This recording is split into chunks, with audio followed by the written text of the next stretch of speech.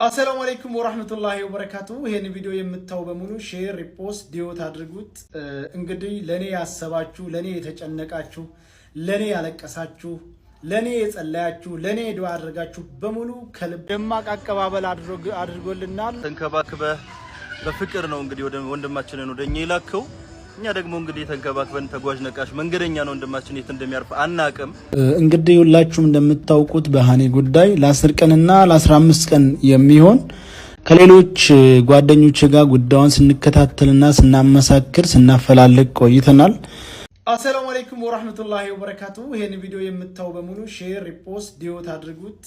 እንግዲህ ለኔ ያሰባችሁ፣ ለኔ የተጨነቃችሁ፣ ለኔ ያለቀሳችሁ፣ ለኔ የጸለያችሁ፣ ለኔ ዱዓ አድርጋችሁ በሙሉ ከልብ አመሰግናለሁ።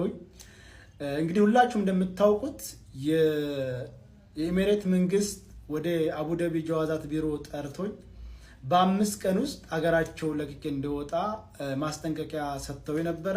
በነገራችን ላይ የ5 ቀን የጊዜ ገደብ የተሰጠሁት ስፖንሰሬ ኔጋ ስለሄደ ስፖንሰሬ ኃላፊነቱን ወስዳለሁ ብሎ ስለፈረመ ነው እንጂ አይኔ ኃላፊነቱን አልወስድም ቢል ኑሮ የዛኑ ሰዓት ቆፍድደው እስር ቤት አስገብተው ወደ ሀገር ነበር የሚያሳፍሩኝ። ስፖንሰሬ ሼህ ሰይድ ወይም ሰይድ ሁሴን ከልብ አመሰግናለሁ። ይሄን ቪዲዮ የምታዩ ሁሉ እንድታመሰግኑልኝ በክብር ጠይቃለሁ። እውነት ለመናገር ሼህ ሰይድ አሁን ብቻ ሳይሆን ኢትዮጵያን ባለው ሰዓት ድጋፍ አድርገው ከዛም ደግሞ ወደ ኢማራት ሙሉ ወጪን ሸፍኖ እዝም መጥቼ ስራ እንዳመቻች ያደረገኝ እሱ ነው። ሁላችሁም እኔ እዛ እንዳለሁኝ የመጣችሁም ሆነ በኦንላይን እንደምትጠልቡት እየሄዳችሁ ልብስን እየገዛችሁ አበረታቷቸው ላለሁኝ። በመቀጠል እህቴ ሙኒት፣ እውነት ለመናገር ሙኒት እህት አለኝ በቃ እህቴ ያልሞተችም እንድል ነው ያደረገች።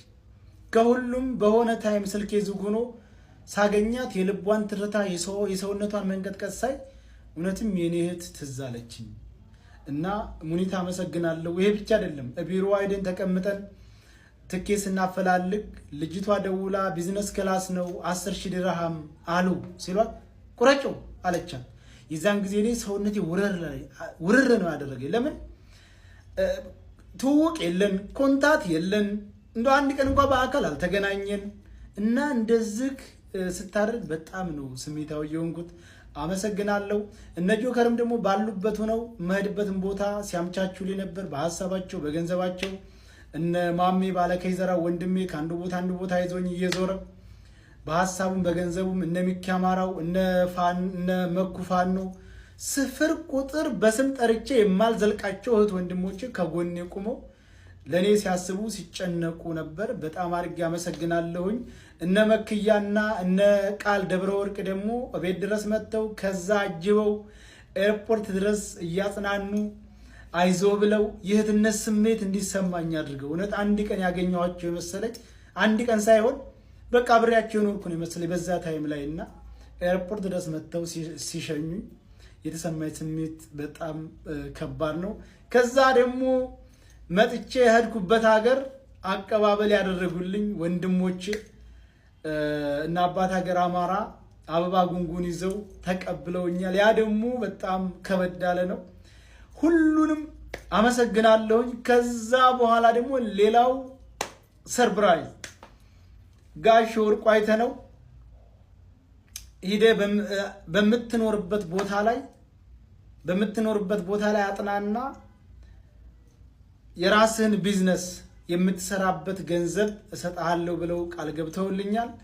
እንግዲህ የምኖርበትን ቋሚ ቦታን ካምቻቸው በኋላ በራሴ የምሰራበት የራሴን ቢዝነስ የማንቀሳቀስበት ገንዘብ ድጋፍ እናደርግልሃለን ብለውኛል። ጋሽ ወርቁ በየችግር ጊዜ የሚገኙ በጣም ምርጥ የአማራነት ስሜት ያላቸው በጣም ጥሩ ሰው ናቸው። እኔ ብቻ ደም ተዛቀደም አይታችኋል።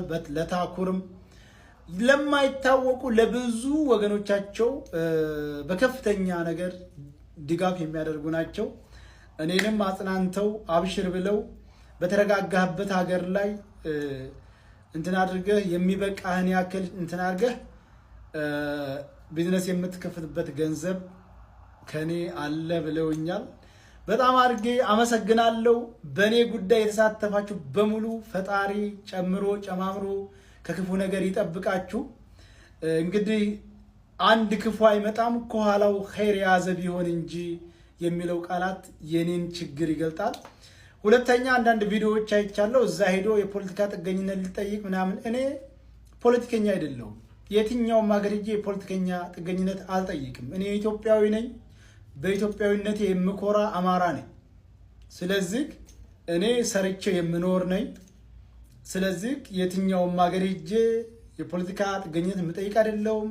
ፓስፖርቴ ኢትዮጵያዊ ነው። እኔ ኢትዮጵያዊ ነኝ። እኔ ፖለቲከኛም አይደለሁ። ከየትኛውም ፖለቲካ አካል ጋር ግንኙነት የለኝም። እንደ አንድ ኢትዮጵያዊ እንደ አንድ ሰብአዊ እንደሚሰማው ልጅ ለእህታችን ፍትህ ጠይቄያለሁኝ። እንግዲህ ፍትህ ስጠይቅ 60,000 ሰው 50,000 ሰው ተከታትሎኛል። ስሜታዊ ሆነንም አንዳንድ ቃሎችን ተጠቅመናል። ከዛ ውጪ እኔ የትኛውንም ሀገር ሄጄ የፖለቲካ ጥገኝነት የምጠይቅ አይደለሁም። ከፈለግኩ ነገ ኢትዮጵያ ሄዳለሁ። ምንም አይነት ወንጀለኛ አይደለሁም። ምንም አይነት ከመንግስት ጋር ንክኪነት ያለው ነገር አላራመድኩም። ስለዚህ አንዳንድ ሰዎች ሲቀደዱ ስላየው ነው እዛ ሄዶ የፖለቲካ ጥገኝነት አልጠይቅም። እኔ ኢትዮጵያዊ ነኝ። ፓስፖርቴም ኢትዮጵያዊ ነው።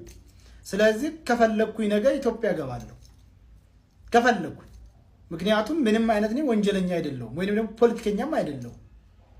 ስለዚህ እኔ አሁን አልሐምዱሊላህ አሁን ደህና ቦታ ነው ያለሁት። አሁን ደግሞ አምቻቼ ቋሚ ወደምኖርበት ሀገር እሄዳለሁኝ። እዛ ከርኩ ደግሞ ጋሽ ወርቁ ቃል እንደገቡልኝ መሰረት የራሴን ቢዝነስ ከፍቼ እንቀሳቀሳለሁኝ። ሁላችሁም ተጎኔ ስለሆናችሁ አመሰግናለሁ። ለሚቀጥለውም ተጎኔ እንድትሆኑ በክብር ጠይቃለሁ። ሰላም አለይኩም። ሰላም ድና ተከበራችሁ ተከታታዮቻችን፣ እንግዲህ ትላንትና ወንድማችን ሮቤል አባት ሀገር አማራ በጣም ደማቅ አቀባበል አድርጎልናል። ላረክላ አቀባበል በጣም አድርጌ አመሰግናለሁ። ዛሬ ደግሞ ወደ ወንድማችን አቤ ጋራ ሄደናል። እንግዲህ ታውቁት ይሆናል አቤን። ወንድማችን ሮቤል ይሄ ቪዲዮ ከደረሰክ እናመሰግናለን። እንግዲህ ሮቤል ተንከባክበህ በፍቅር ነው እንግዲህ ወንድማችንን ወደኛ ይላከው። እኛ ደግሞ እንግዲህ ተንከባክበን ተጓዥ ነቃሽ መንገደኛ ነው ወንድማችን የት እንደሚያርፍ አናቅም። የተሻለ ቦታ እንደሚደርስ ግን ከእግዚአብሔር ጋር እምነት አለን። እግዚአብሔር የተሻለውን ቦታ ይስጠው እንደማደም። አሜን። ፈጣሪ እንኳን ደህና መጣህልን። እንኳን ደህና ቆያችሁኝ። መልካም ጊዜ። እናመሰግናለን።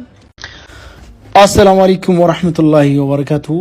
እንግዲህ ሁላችሁም እንደምታውቁት በሃኒ ጉዳይ ለ10 ቀንና ለ15 ቀን የሚሆን ከሌሎች ጓደኞች ጋር ጉዳዩን ስንከታተልና ስናመሳክር ስናፈላልግ ቆይተናል። ከዛ በኋላ በኢማራት መንግስት በኩል በሰጠነ ጊዜ ገደብ ሀገራችንን ለቀህ ውጣ የሚል ወረቀት ስለደረሰኝ እኔ እንዴት እንደምወጣ ሳመቻች ቆይቻለሁ። በስተመጨረሻም ኢማራትን ለቅቄ ወጥቻለሁኝ። ስለዚህ ኢማራትን ለቅቄ ወጣ ማለት የልጅቱን ኬዝ ይተወዋል ወይንም ደግሞ ስለይቱ ጉዳይና እንዲሁም ስለመሰሎቿ ዝም ይላል ብላችሁ ከሆነ ተሳሳችኋል። አሁንም እንደና ሀይባ ያሉና ሌሎችም ወንድሞችና እህቶች የዚች ልጅ ጉዳይ በጥብቅ እንዲከታተሉት እኛም ተጎናቸው እንዳለንና አስፈላጊውን ሁሉ እንደምንተባበራቸው ቃል ገባለሁ። አሁንም ሃኒም በህይወት እንድናገኛት ተስፋለን። መልካም ሁኑ። ሰላም ነኝ እኔ